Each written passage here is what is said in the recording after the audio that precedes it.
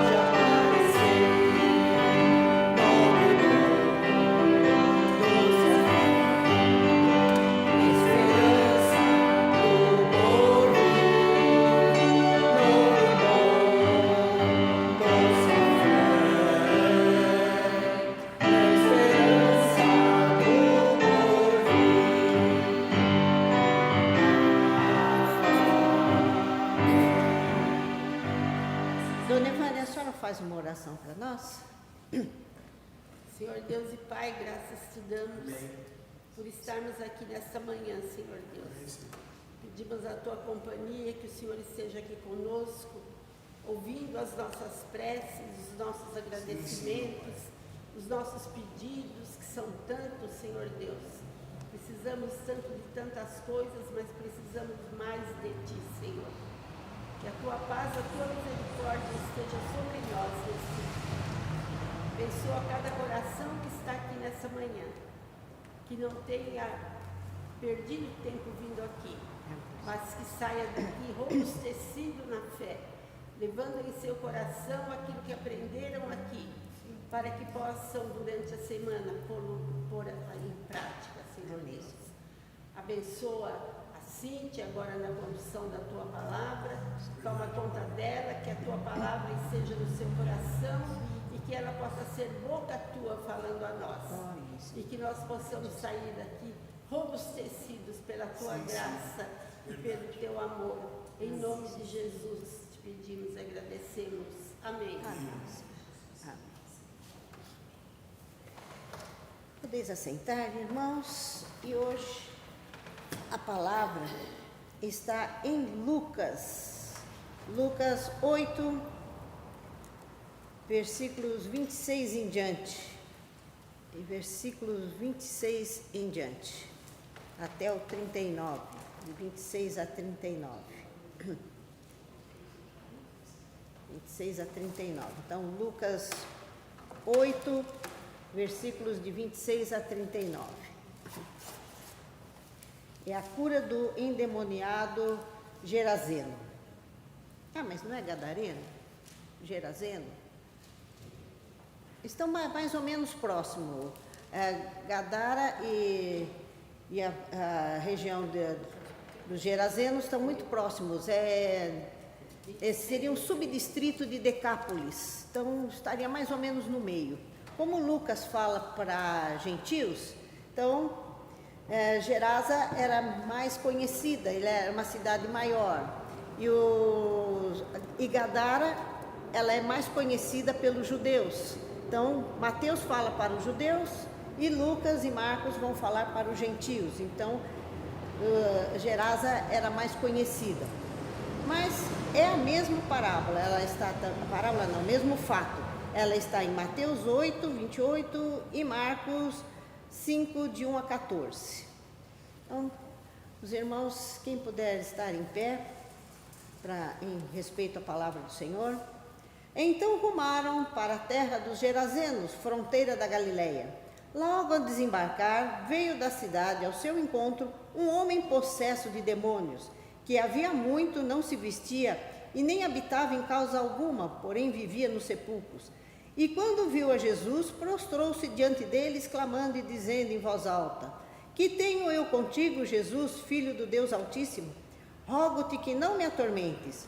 Porque Jesus ordenara ao espírito imundo que saísse do homem, pois muitas vezes se apoderava dele, e, embora procurasse conservá-lo preso com cadeias e grilhões, tudo despedaçava e era impelido pelo demônio para o deserto. Perguntou-lhe Jesus: Qual é o teu nome? Respondeu ele: Legião, porque tinham muitos entrado nele. Rogaram-lhe que não os mandasse sair para o abismo. Ora, andava por ali pastando no monte uma grande manada de porcos. Rogaram-lhe que permitisse entrar naqueles porcos, e Jesus o permitiu. Tendo os demônios saído do homem, entraram nos porcos, e a manada precipitou-se de espinhadeiro abaixo para dentro do lago e se afogou. Os porqueiros, vendo o que acontecera, fugiram e foram anunciá-lo na cidade e pelos campos. Então saiu o povo para ver o que se passara, e foram ter com Jesus. De fato, acharam um homem de quem saíram os demônios, vestido em perfeito juízo, assentado aos pés de Jesus, e ficaram dominados de terror. E algumas pessoas que tinham presenciado os fatos contaram-lhes também como fora salvo o endemoniado. Todo o povo da circunvizinhança dos Gerazenos rogou-lhe que se retirasse deles, pois estavam possuídos de grande medo. E Jesus, tomando de novo o barco, voltou. O homem de quem tinham saído os demônios rogou-lhe que deixasse estar com ele. Jesus, porém, o despediu, dizendo: Volta para casa e conta aos teus tudo o que Deus fez por ti.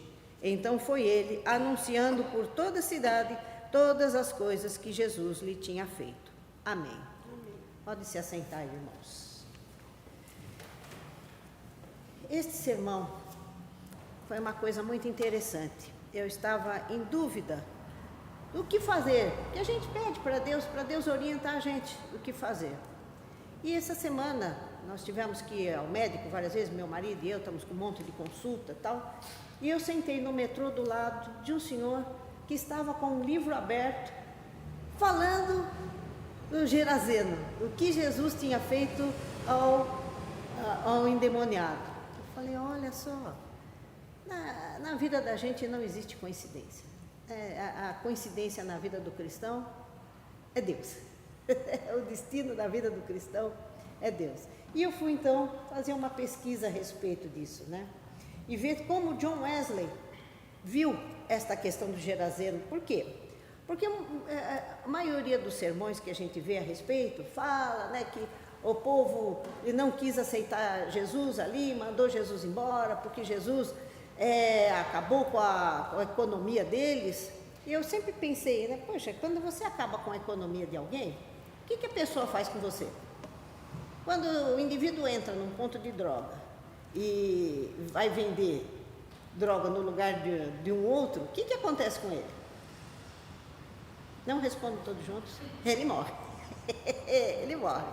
Se Jesus acabou com a economia e o pessoal estava com raiva de Jesus por causa da economia, eles teriam batido Jesus, morto Jesus.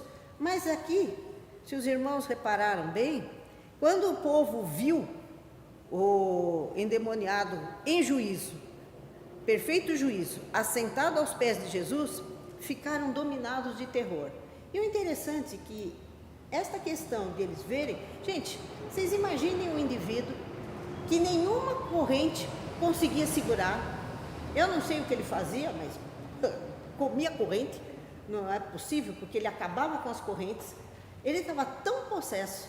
Mateus fala, né, que quem passasse no meio do caminho era pego por ele, ele batia, pintava e bordava. Então, eles tinham terror deste indivíduo. Esse indivíduo devia ser triste, atemorizante para os moradores da região. E ele fugia e vivia nos sepulcros. Ele não vivia em casa. Então, esse indivíduo estava destituído da sua dignidade, da sua sanidade e do seu propósito de vida.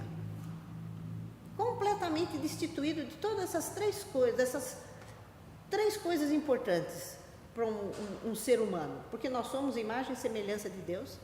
Nós temos um propósito, porque Deus deu para nós um propósito de estarmos aqui. E mais, nós temos consciência.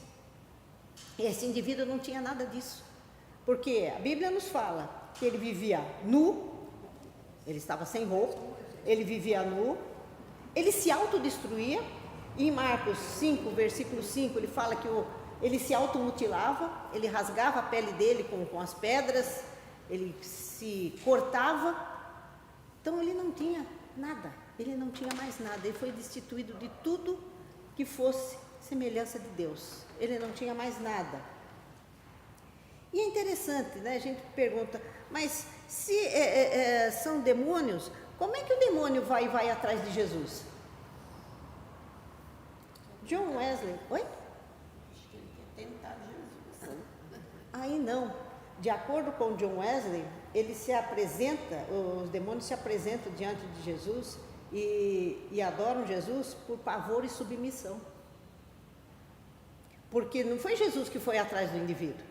Nas três passagens, em Marcos, em Lucas e em Mateus, os demônios que vão atrás de Jesus.